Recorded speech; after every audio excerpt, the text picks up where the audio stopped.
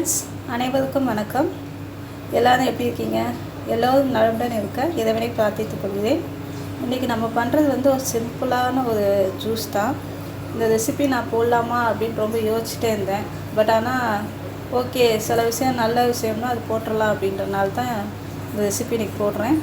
இது எப்படின்னா ஹீமோக்ளோபின், அதாவது ரத்த சோகையெல்லாம் இருக்குல்ல, அனிமிக்காக இருக்காங்க அப்படின்னு சொல்லுவாங்க. யூஸ் அதுக்காக என்ன பண்ணோம், இந்த ஜூஸ் யூஸ் ஆகும்.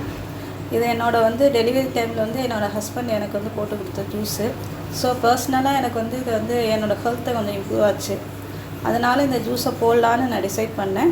இந்த மாதிரி ஆப்பிள் எடுத்துருக்கோம், ஒரு ஆப்பிள், அதே போல் 4 பேரிச்சம்பழம், 4 டேட்ஸு, புதினா, சும்மா ஒரு கைப்பிடி புதினா, 8 பாதாம். நான் 8 பாதாம் எடுத்திருக்கேன். இப்போ என்ன பண்ணலான்னா 4ஐயும் அரைச்சி நம்ம ஜூஸாக ரெடி பண்ணிக்கணும். இங்கே பாருங்கள், ஆப்பிளை நல்லா கட் பண்ணி வச்சுருக்கேன். தோலை எடுத்துகிட்டு தான் கட் பண்ணி வச்சுருக்கேன். ஏன்னா தோலில் சத்து இருக்குது. ஆனால் இப்போ எல்லாமே மெழுகு தடவி வச்சுருக்கனால நான் தோலை எடுத்துகிட்டு தான் ஆப்பிள் யூஸ் பண்ணுவேன். இது புதினா பார்த்திங்கன்னா நல்லா மண்ணெல்லாம் போக கழுவி வச்சுருக்கேன். 4 டேட்ஸ் எடுத்துருக்கேன். அதுக்கு சீடெல்லாம் எடுத்துட்டேன். பாதாம் பார்த்திங்கன்னா தோலை ஊற வச்ச பாதாம், அதனால் தோலை எடுத்துகிட்டு பாதாம் யூஸ் பண்ணுறேன். இப்போ என்ன பண்ணலான்னா மிக்ஸி ஜார் எடுத்துகிட்டு இது எல்லாத்தையும் உள்ளே போட்டுடலாம்.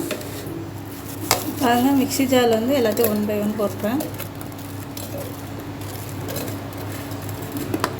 புதினா, பாதாம், டேட்ஸை பிச்சு போட்டுடலாம். இதுக்கு சர்க்கரை எதுவுமே நான் ஆட் பண்ணலை. ஏன்னா நமக்கு டேட்ஸ் போடுறனா, பேரிச்சம்பழம் போடுறதுனால அதுவே ஒரு ஸ்வீட் கொடுக்கும்.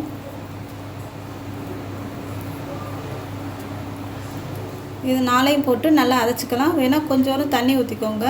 ரொம்ப கெட்டியாக இருந்தால் கொஞ்சம் தண்ணி ஊற்றி அரைச்சிக்கலாம். பாருங்கள், அரைச்சாச்சு. இப்போ நான் ட்ரான்ஸ்ஃபர் பண்ணி காட்டுறேன். ஜூஸ் ரெடி ஆகிடுச்சு பார்த்தீங்களா? இதை வடிகட்டெல்லாம் வேணாம், அப்படியே குடிக்கலாம். ட்ரை பண்ணி பாருங்கள். ஏன்னா என்னோடய பர்சனல் எக்ஸ்பீரியன்ஸில் எனக்கு கொஞ்சம் நல்லா யூஸ் ஆச்சு.